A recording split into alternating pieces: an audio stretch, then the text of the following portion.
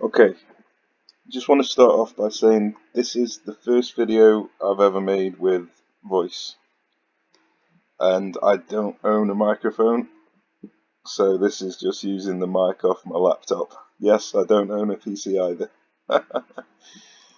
but this is just a test to see if it works. Okay, so I've got no particular order in which I'm going to say anything. I've wrote no notes down to organise anything, but I'm just going to try and explain a few basics.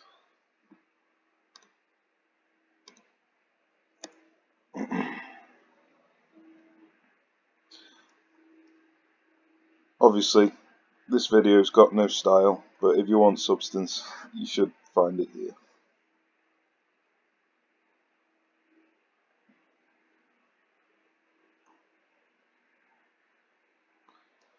Okay, first off, defense mode, attack mode. You can use hotkeys for these. That's Q, that's E. These are extremely important.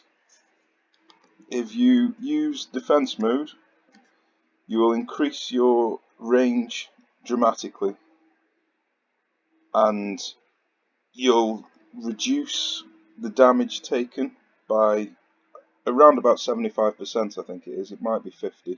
I'm not 100% sure, but even when standing in the open and not behind cover, you'll be a lot harder to kill. So, defense mode, fantastic. Attack mode is really good for killing large groups of enemies really fast, but it doesn't have the range that the defense mode has. So you never use this when initially engaging. You only use it when you're already in like a close combat engagement and there's a lot of the enemy and you want to kill them as fast as possible. This is the better option in most cases, but this is also pretty decent in some circumstances as well. There are times where you will want to engage with this, but mainly to run to a certain part of the map rather than to actually engage in the fight itself. It's more about running past a bridge, let's say, where you've got no cover. If you tried running past the bridge with the defense mode, your men might hang back, end up standing on the bridge, where if you use it with attack mode, they'll run as far past the bridge as they can until they reach the first thing that they can shoot. Once reaching the first thing you can shoot, you can then switch back to defense mode. Okay, next thing about attack and defense. Defense lasts almost twice as long as attack, so you can use it for a lot longer. Your units survive a lot longer, and you can outrange most of the enemy. So, just in general, defense mode is better. Each unit that you've got will want different tactics, and defense mode is good for heavy gunner, sniper, vehicles, whereas defense mode isn't quite so good for the Warpips, Pip Squeaks, and Tactician. You can use defense mode with Warpips. It's really good for keeping your men back while you're gradually building up your pip supply. So you can try and get a mass of soldiers going. But you don't really want to waste these bars if you can help it. So I usually try and save them all up until towards the until they've got about halfway full at least. But most importantly, save them up when you're getting close to defeating the enemy objective, because using them while attacking the enemy objective is crucial. It's massive. It'll help you to complete the mission so much easier than if you didn't use these when attacking the enemy objective. So going on to the enemy objective, you don't, counterintuitively, you don't use the attack button when attacking the enemy objective. I know it sounds strange, but you will get much better results if you use the defend button. Now this is twofold. One, your units survive a lot longer, so you can actually shoot the objective for a lot longer, doing much more damage. The attack mode only increases accuracy, but you'll be hitting virtually all of your shots anyway with defense mode, so the accuracy buff doesn't make any difference.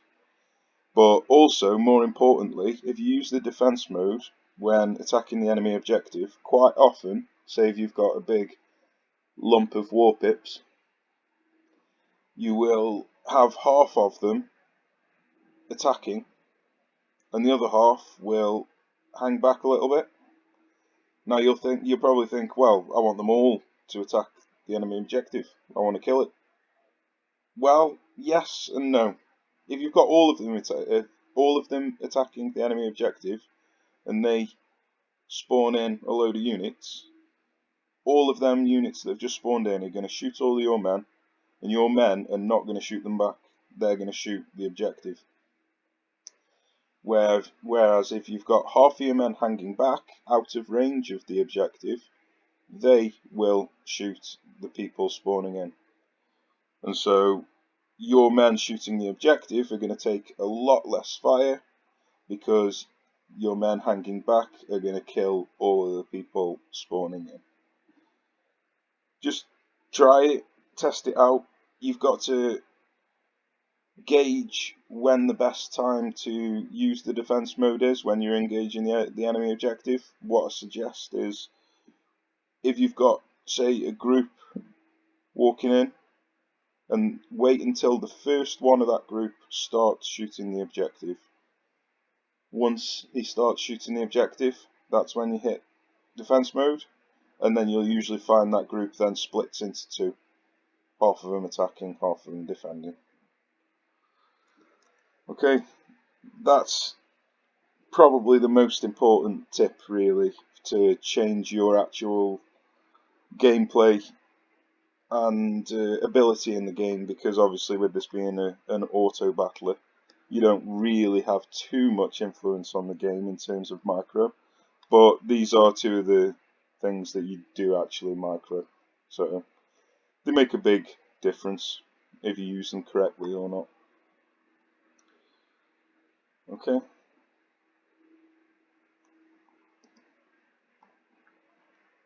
So, next thing, the turrets. As you can see, the accuracy changes as you're moving.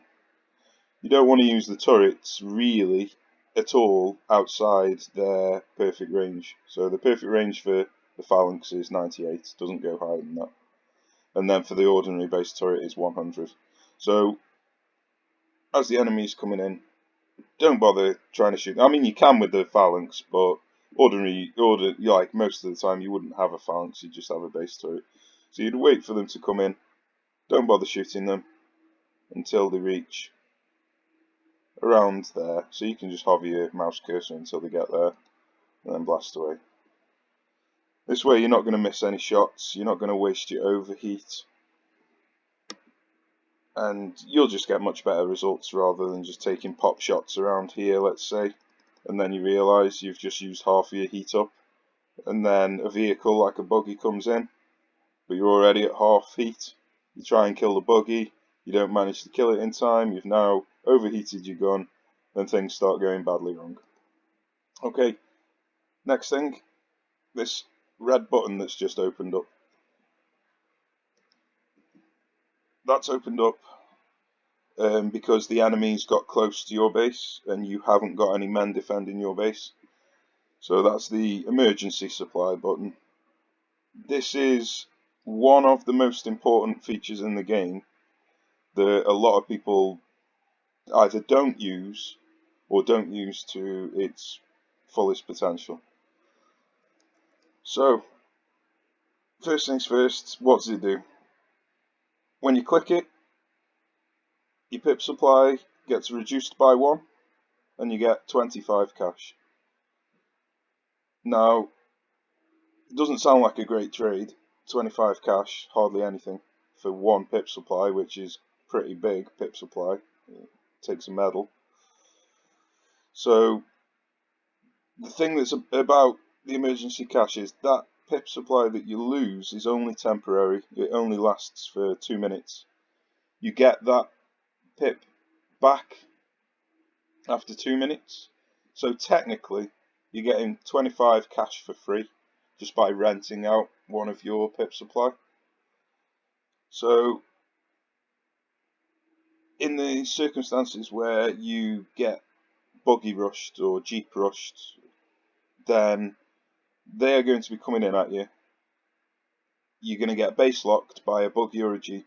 You might not have what you need to defeat the rush, and you haven't got any cash. You've spent it all trying to defeat the rush. They've killed you.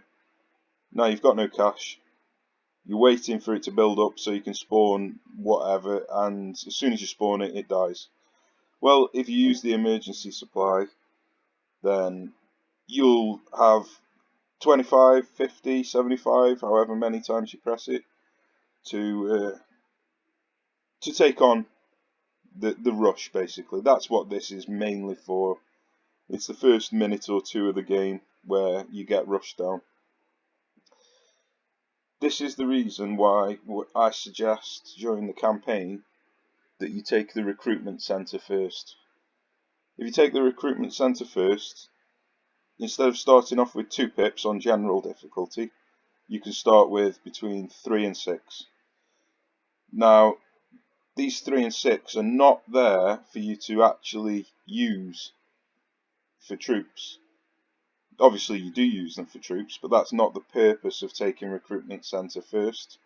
The purpose of taking recruitment centre first is to have that backup plan of using emergency supply at the beginning of the game. If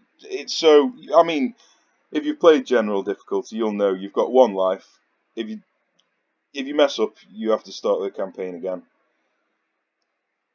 If you have 50, 75, 100 cash extra to play with at the start of the mission, you're going to have a hell of a lot more success than you would do if you didn't have that emergency supply to play with. So, for example, most people in Island 1 will buy the infantry upgrades, or I think it is mainly the infantry upgrades. Some people buy the attack and defense button, which is a good purchase, but it doesn't solve the problem that most people have when playing general difficulty.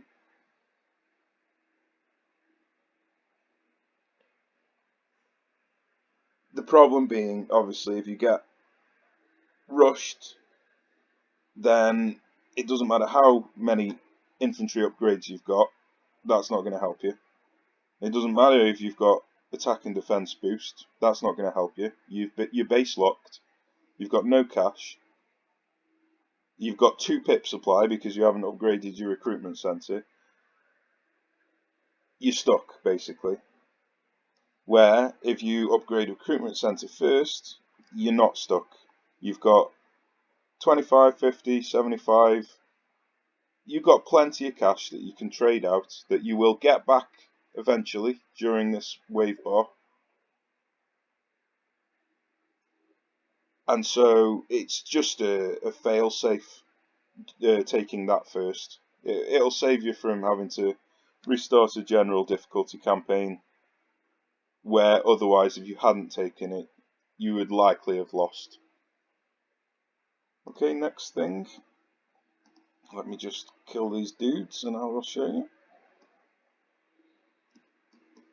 Okay, this is a bad example because it's a gas pip, but when the enemy comes in range of your base, like now, they start shooting it. Now, as I explained before when you were killing their base, your men lock onto their base when they start shooting it. Anything that spawns your men who are shooting the base do not engage the enemy spawning in. Now the same rule applies for the enemy shooting your base, so you can use this to your advantage. This is the other particularly important strategy for taking on buggy rushes and jeep rushes and such. When you see a buggy or a jeep coming in, don't panic. They're not as scary as you might think they are. If you deploy, let's say for example this is Pip Squeaks, if you deploy your 3 Pip Squeaks when a buggy's coming in, the buggy will just come in, wreck them, carry on past, destroy your base, and you're waiting on your Pip Squeak cooldown. If you would wait just a few seconds longer, wait for the buggy to come in and actually start shooting your base, now the buggy is locked onto your base and won't shoot your Pip Squeaks when you deploy them. So now you can destroy a buggy with 3 unupgraded Pip Squeaks. Just 3 ordinary Vet 0 Pip Squeaks will destroy a buggy if the buggy is locked onto your objective. Same thing goes for the Jeep, only I think you might need 1 or 2 Warpips as well as the 3 Pip Squeaks. But if a Jeep comes in and you deploy all of your cash and all your Pip Squeaks because you're panicking because there's a Jeep coming in and you're scared, it'll come in, kill everything, carry on, you've got no money, you've got no Pip Squeaks, you've probably upgraded your infantry stuff first, so you've got no Pip slots to use for emergency cash. You're basically screwed at this point. You can't do anything, game over. Well, if you add these to play with the emergency cash, and if you let the Jeep come in and attack your base first before you deploy anything, you can kill the Jeep in about 2 seconds. You haven't lost any cash. You've got a huge amount of supply, so you can deploy 3 Pip Squeaks and 3 Warpips right at the beginning of the game, and you've got a nice little blob going on then, right? So instead of being base locked by a Jeep, just by changing them 2 strategies, you've killed the Jeep without any casualties, and you're now advancing up with a nice blob, which will likely either kill a few men or take out a guard tower or 2 before it gets killed. Okay, 2 seconds, guys.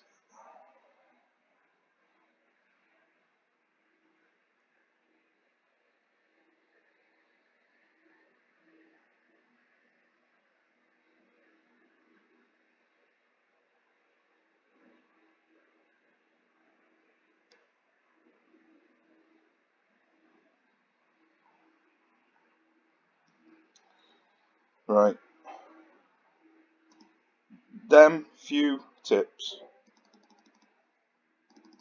will save you the majority of the time, just by using these 2 buttons correctly and by getting recruitment slots so you can use for emergency cash. That's the main reason you get them.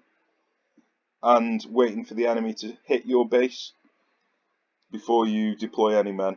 So as you can see now, I've just deployed a blob. I'm not carrying on buying things as the blob's fighting. I'm waiting until all the blob die. I mean, this is just a skirmish game, so this isn't a perfect example. I could kill everything I wanted if I used this. But this is as an example. Wait for them to engage your base.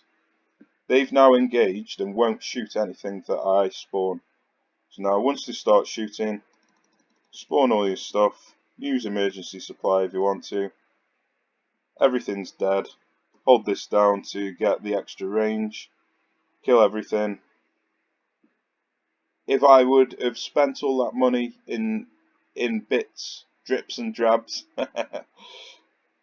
then they would have all been taken on the enemy one by one on a huge disadvantage because they would have had that blob. They wouldn't have been targeting your objective, so they'd have all been targeting your men, and it would have been a 5-on-1 versus each one of your men, where if you wait to deploy them all in a blob, it's now 5-on-5 rather than 5-on-1. And if they're targeting your objective, they're not even shooting you anyway, so you can kill them for free, basically. Obviously, you'll lose some base health, but as long as you don't lose the match, it doesn't matter. Okay. What was the next thing? Obviously, I should have planned out what I was going to discuss. Ah, that was the next thing, yes. This here is a vehicle. I'm sure you're aware. You have to spend medals to unlock it. Most people will take a vehicle in with Pip Squeaks, primarily, but also other infantry. And the first thing they do is start a game. They've got 1, 2 medals, whatever it is, and they go bang bang. Well, what good did that do you? Absolutely nothing. It doesn't increase your rank, so you haven't got any benefits from it. You can't now use these 2 medals for anything else. So you can't, say for example, put them into Pip Supply, or use use your cash to get an extra 50 cash. These are just sitting there doing absolutely nothing where they could be saving your run. Now, when you've got a vehicle, the most important thing about vehicles is using them. You would be surprised to find out. So putting any points into upgrades before you've unlocked your vehicle it's pretty silly, to be honest with you. Anybody who's experienced, who has played the game for just a tiny little bit of time, will tell you. You want your vehicle out immediately. So, start of the game, you've got a couple of pips. Just kill the first handful of men, so you get 2 experience bars, or 1, or however many, and bang bang, you've got your vehicle ready immediately. Taking in a Pip Squeak or a base turret with a vehicle will then give you the opportunity to kill whatever's about to attack your base without using any cash. So you've now unlocked your vehicle and you've got cash. Now, if instead you took Warpips instead of Pip Squeaks, you're now using cash. If you didn't take a base turret, you'd be using cash. And if you put your points into upgrades instead of vehicle first, you can end up in a downward cycle of not having your vehicle out, not being able to save up enough combat points to unlock it quickly, using your cash on inferior units. You're basically locked into, say, like a tier 0 game, where really you want to get your vehicle out immediately, as soon as you can. And then your vehicle will basically do all the hard work for you. It won't be until you start hitting these wave sections that it'll start to become difficult and you might need to deploy some support for your vehicle. But during that time, if you take a vehicle and the Pip Squeaks, vehicle costs 3 CP. Well, not CP, Pip Supply. Pip Squeaks will be 3 Pip Supply because you can only deploy 3 at a time, so just upgrade. Like if you've used an emergency supply, so it's now down to 5 from 6, just use your first combat points in this, so you've now got 6. So you can now deploy a vehicle and your 3 Pip Squeaks. If you left it at 5, so you can only deploy 2 Pip Squeaks, then your cooldown doesn't start. So your 2 Pip Squeaks are on the field. They might be on the field for a few seconds, 10 seconds or so. Well, once they're dead, you've only got 1 to deploy now, and you deploy it, and you're now waiting on a huge cooldown. Where if you'd have just spent 1 combat point to upgrade this to 6, you'll be able to deploy all 3, start the cooldown immediately, and then by the time they've died, you've almost guaranteed to have your cooldown almost exactly time to use it again. It's like an infinite cycle of Pip Squeaks if you can deploy them all in one go. Okay, so veterancy. Is it worth it? What's it worth using it on?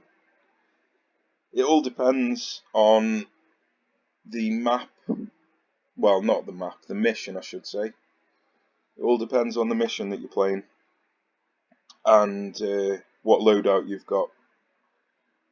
So there is no right and wrong answer of whether you should go for this first, or whether you should go for this first, or whether you should go for this first, or whether you should always unlock your vehicles. So there is no right answer and wrong answer for these if you're using a global rule. Every situation is different. So, say for example, start of the game. Just forfeit this. Start of the game, when you start a campaign.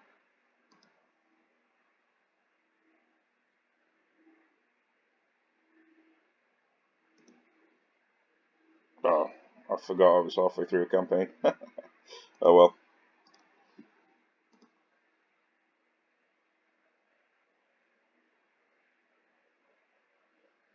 Okay, start of the game. Most of these missions you'll be able to complete with just Warpips, nothing else. But if you try to complete these missions with just Warpips and you use the wrong tactics of what to spend your combat points on, then you might have a rough time. Not particularly on these first 3 or 4 missions, but on some of the middle ones. I may as well just do a quick run just to show you. Okay, so I could spend them on veterancy to give them increased accuracy, increased range. That'll cost 9 combat points just to get a little bit of accuracy and a little bit of range. It's just not worth it with the Warpips. Instead, you're better off getting 9 pip supply. Okay, you've seen the red bar, the red button. Click it.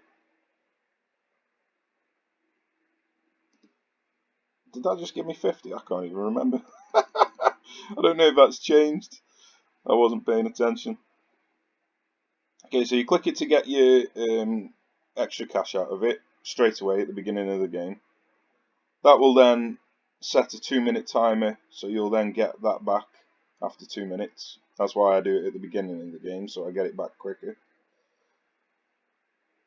Every combat point now goes into pip supply, because with Warpips, you want as many as you can. Don't worry about these veterancy upgrades.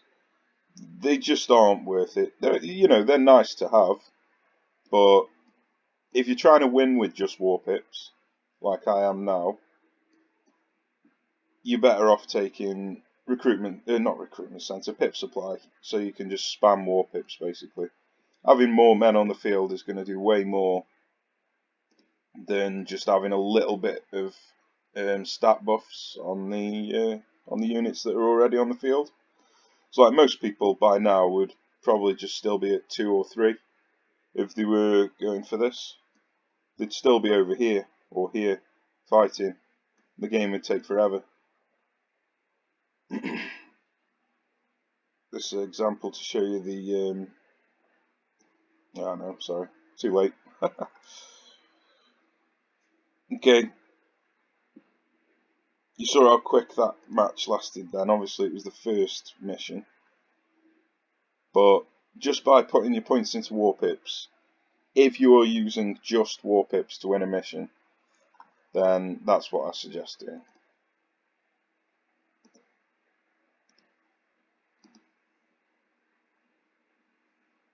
So if you were using Pip Squeaks, this is probably not a good time to talk about this, since I'm not actually using Pip Squeaks right now. But if you were using Pip Squeaks, I'll just repeat the same process that I did before, but so you can see it happening again basically. So always put your combat points into your pip supply, wait for the enemy to reach your base so the emergency cache opens. Once it does, use it and immediately start deploying as many Warpips as you can while spending your Oops. That's a great example. Yeah, nice tutorial, pressing the button twice by accident. What an idiot. Oh well, no biggie. Okay, so that should have just been one. Ignore that second one. Itchy trigger finger. So you can now just, every combat point you get, spend it in pip supply, get another pip out, send it to the front. Easy. No real skill involved in the first few missions on Island 1.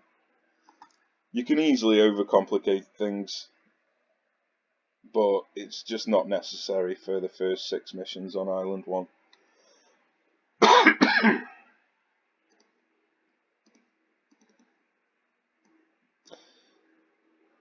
This map can be a bit more challenging because quite often your men can't decide which bridge they want to take. So they'll try and go over this bridge, they'll see someone coming down here, they'll decide, oh wait a second, I need to stop them from flanking me, so they'll come round. So it's not the pathing that's a problem in this, it's more the units can't decide who they want to kill and what the quickest way around is, because obviously if they're coming down here and you're up here, that is the quickest way round. Going all the way around here would be stupid. So it's not a pathing issue, it's the fact that they want to kill these guys here rather than going forward to target the base. Okay, I'll stop talking now and finish the mission. Okay, so most of the time now you've got these filled up, someone will just like hold down the button because they just want to race to the finish line. There's no point, you're not going to kill anything any faster. Wait till your men engage, then hold it down. Or if you're on the defensive, you can hold it down to get the extra range, so you can outrange the people. So normally with Warpips, you will want to use the attack button to so your men don't spread out all over the place, so you can keep them bunched up basically. Where if you were using Heavy Gunner, for example, you would use the defense button because they don't try and hide, they don't try and get behind cover. So they're not going to spread out all over the place. So like now, as you can see, I'm using defense mode rather than attack mode. This is basically just so you can stay alive for longer. You're not going to do much more damage with attack mode, but if you can stay alive for longer, then you'll do way more damage. As you can see here, the front 3 guys were shooting with defense mode, the objective. The guys behind them were hanging back. So them guys behind would have engaged the troops spawning in, protecting the 3 at the front, which basically just lets you destroy the objective. If I hadn't have had a defense bar filled then, my men would have ran really close to the objective,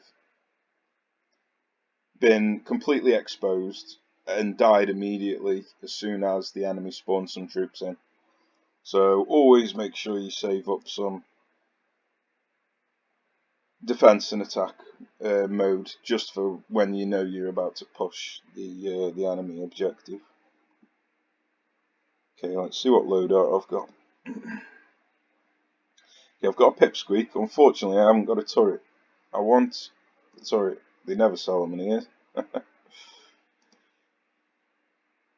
have a look, see if I can find one. Turret there. Turret there. Okay, I may as well do this mission because it's a bit more exciting. I can show you a few other different things. Gas. Any grenade, not just gas, but grenades can trigger mines. So if you haven't got any other way to trigger mines, then using the grenades as an alternative is a great way to do it. Also, they are available right at the beginning of the game. So you can start destroying landmines right at the beginning of the game. You don't have to wait for a cooldown, say you would do with drones. So that's another reason that grenades are are good against landmines. Okay, I won't really go too much into what's good against what in this. This is more just to talk about general strategy of little things that might easily be missed by people. Where things like how to kill a gas pip, that's not going to be easily missed. You figure that out yourself in a couple of games.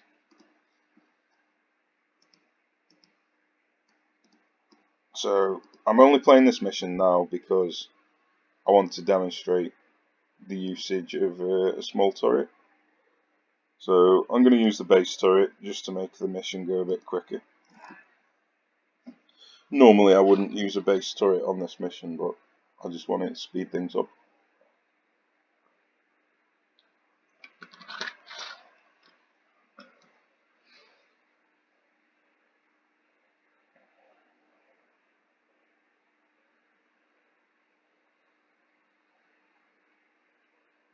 You know, I didn't even think to check my sound because I've got the game on mute. Oh, that's alright. Apologies if people hate mute.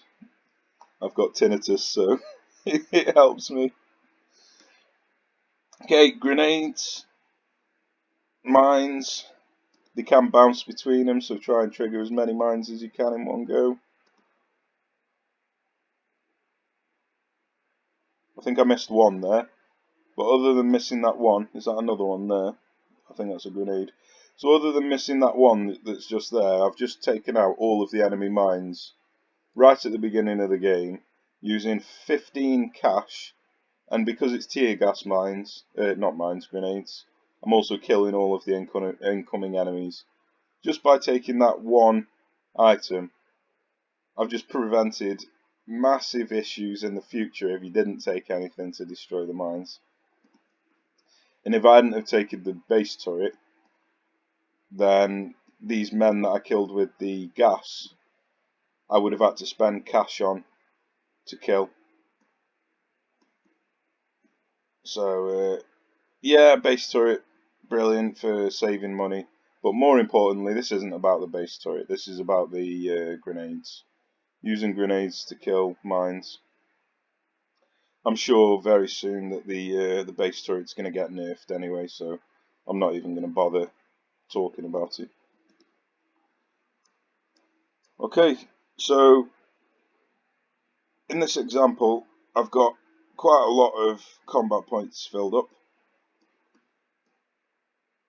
and I can either spend them on upgrades, veterancy upgrades, or I can spend them on pip supply, or I can spend them on cash upgrade. So it all depends on what you think, how long the mission you think is going to play out for, and what build out you've got, obviously, but mainly on how long you think the mission's going to last for. If it's a short mission, as you can see, this is filled up quite quickly. If it's a short mission, then you're going to want pip supply to get as many men on the field as possible. If it's a long mission, you're going to want veterancy or cash.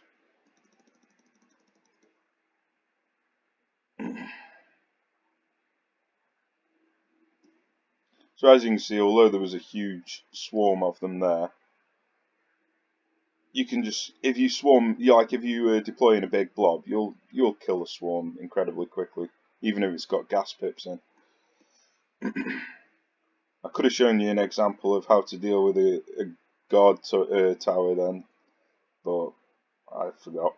Basically, you can outrange a guard tower with the defense button. So if I'd have pressed the defense button while the Warpips were here, they would have been able to shoot the guard tower. The guard tower wouldn't have been able to shoot the Warpips. It's even better if you're using a heavy gunner.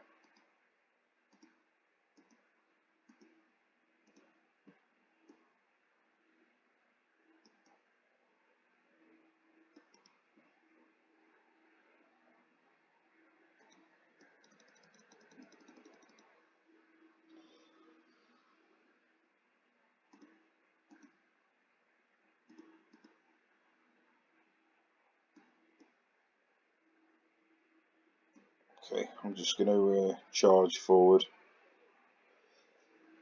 See if I can complete the mission as fast as possible. Move on to what I actually wanted to show you, which was the small turrets.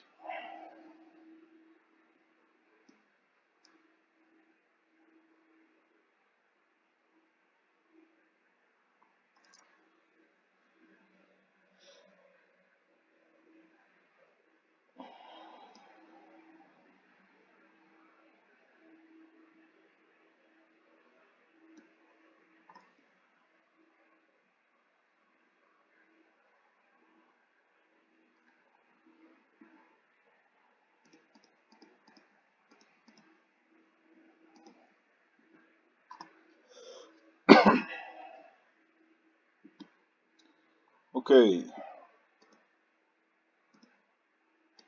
let's try this one. Alright, in a minute, might try this one. It's quite a difficult mission. It's got gas pips, so I'll be able to show you that the gas pips don't attack these, because obviously you can't gas something that's mechanical.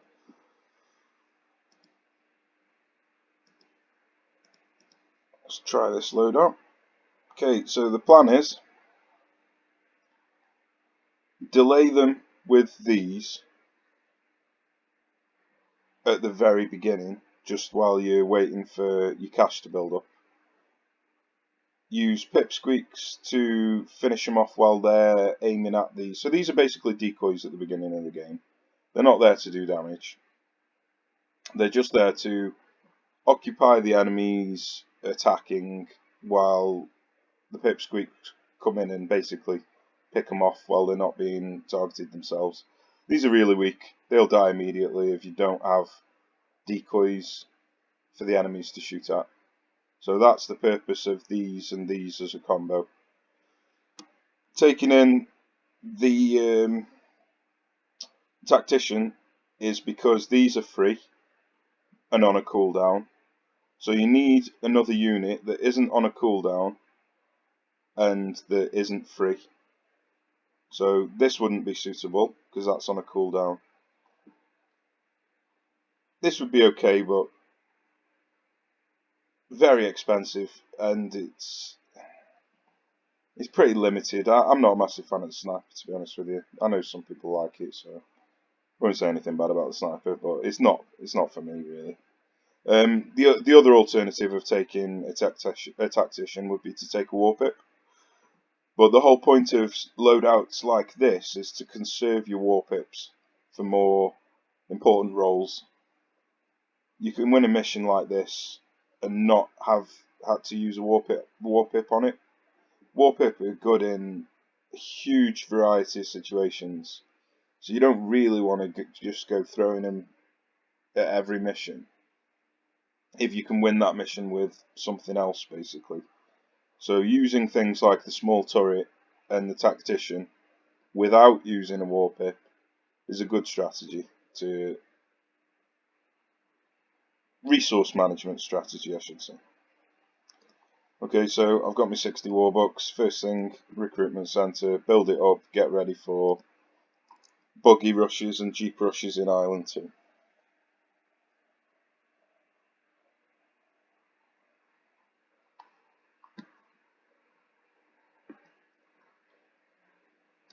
Okay, so you start off. I don't deploy the Pip Squeaks immediately when I'm using the base turret. What I do is look to see where the base turret can go and plan accordingly. So if it was there that you wanted, you'd put a sandbag there ready, but I'm going to use them here. So wait till the enemies get close. Use emergency cash. It is 50. I thought it was 25. Silly me. Okay, emergency cash to get the money. And then you can put your turrets down with the money that you've just got from the emergency cash. Now that the turrets are down and the enemies will be aiming at your turrets, if they're not shooting your objective, of course. Aiming at your turrets. Now you can deploy your Pip Squeaks. Your Pip Squeaks aren't going to get shot. Remember, always put your troops size so you can your pip slots supply, so you can actually deploy all of your Warpips in one go, so it starts to cool down immediately. So obviously this looks bad, but it's easily savable. Don't forget, if you ever need the cash, just get your emergency supply. It's better than losing the game. You will get that pip back eventually, so it's not that much of a bad trade.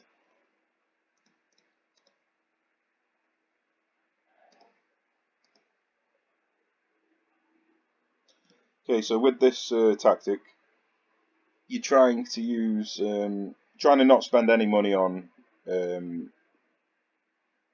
units if you can help it. You're just trying to use your Pip Squeaks to deal with everything, while building up a turret defense, basically.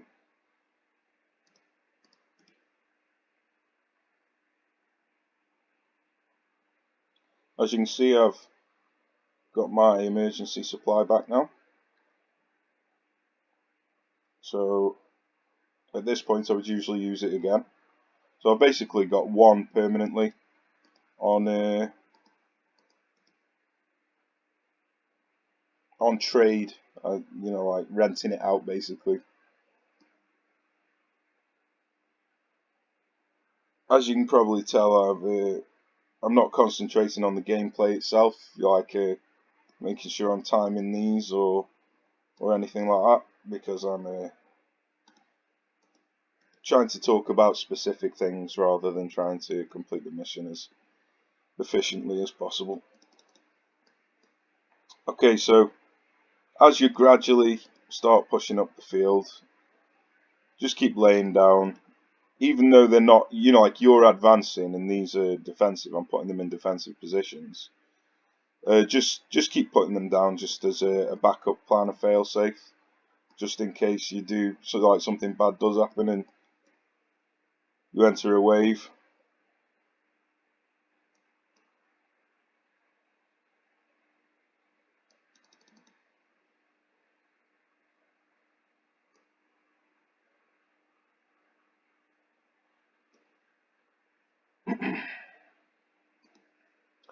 Always put sandbag down first before putting the turret down. And always take them together. Don't take a turret without sandbags. So sandbag down, then the turret, then it will survive so much longer than if it's unprotected. Also, I do make this mistake all the time. When you've got enough to upgrade, don't deploy your men until you've upgraded. I forget all the time, but it's good to try and just pay that a little bit more attention. I always put Pip Squeaks in that slot there, just so it's right next to the upgrade combat points, so I can actually see if I can upgrade quite easily to try and prevent me from making that mistake.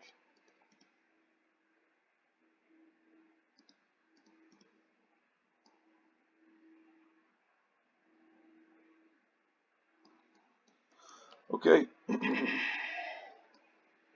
so I now use defense mode, so some of your men hang back to kill the spawning people, rather than trying to be greedy and finishing the mission as fast as possible. Just use defense mode, you'll complete the mission much quicker. As you can see, you've got huge range with defense mode, so you can kill the objective from miles away.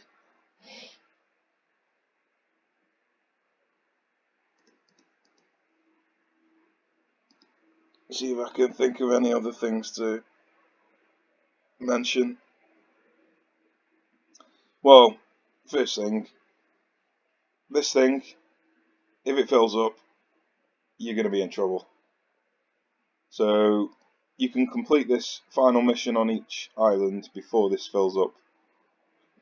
That's what I recommend for new players. Don't let it fill up before you finish the final mission on the island. Once it fills up, basically you get super soldiers that are about 50% more speed, aim, range, I should say, and accuracy. So they're like 50% harder.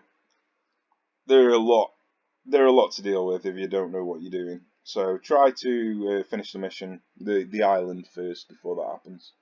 So the best way to do that is to go all the way up to the final mission and not play it quite yet. So go all the way, carve a path through, get to there, and then you'll see how many more missions you can fit in before it reaches maximum. So if, say for example, I completed this mission now, the enemy bar would be there. I would know that I can play 2 more missions before it fills up. So then I'd start looking to see what the best rewards are. Warbucks, and obviously things like the heavy gunner, the base turret, whatever else that you like the look of. So that's why go to the end first, then work backwards for the best rewards. Like I say, I don't recommend trying to do skulls before you've completed the. I call it skulls. I should say max enemy army strength. I call them skulls because they have a skull over their head when they reach that. But complete the game first before you start trying to attempt these. I think that'll do for this tutorial. I'll probably do another one on something else. I'll have a think. I'll actually plan the next one, so it's not all over the shop. Hope this helped, guys. Take care. See you soon.